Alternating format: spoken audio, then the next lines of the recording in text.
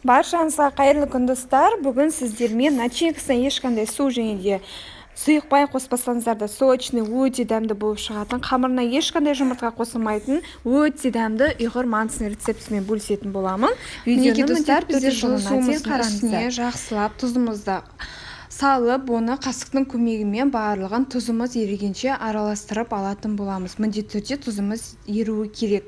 Ал ендігі кезекте сол суымыздың үстіне ұнымызды алып, барлығын 2-3 бөлікке бөле отыра қосатын боламыз.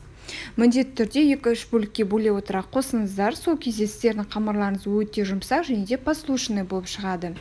Мінекей видеода көріп тұрсаңыздар, мен 2-3 бөлікке бөліп, осылай қамырымды қолдың көмегімен жақсылап елеп жатырмын.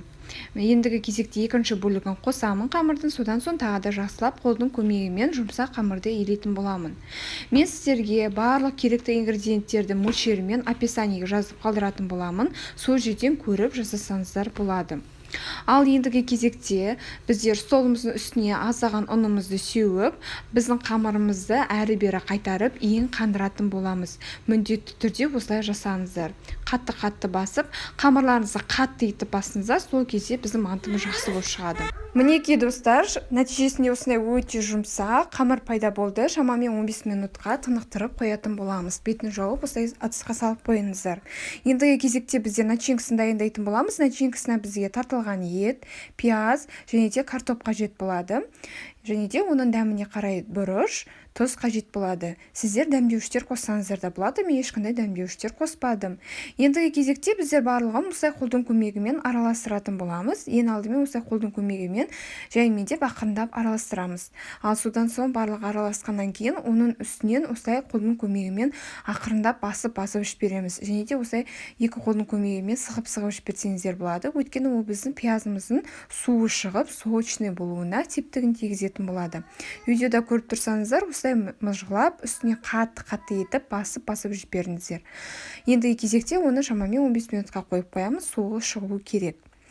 Ендігі кезекте біздер дайын болған тестамызды осылай 4-бұрышты формасына енгізіп, шамамен 4-5, я болмаса 6 бөлікке бөліп, осылай жасасаңыздар болады. Видеода көріп тұрғандарыңыздай. Менде шамамен 5-6 бөлік шықты. Ендігі кезекте біздер оны қазір шамамен 30-40 грамнан барлығын бөліп алатын боламыз. Сонда біздің мантыларымыз біркелкі, бірдей формада өте әдемі болып шығады. Сіздерде весі жоқ болса, онда көздің мөлшерімен бөлсеңіздер болады. Мінекей мен видеода көріп тұрсаңыздар, шамамен 30-31 грамнан барлық ұнды осылай бөліп алдым. Және де домалақтап орналастырып қойдым.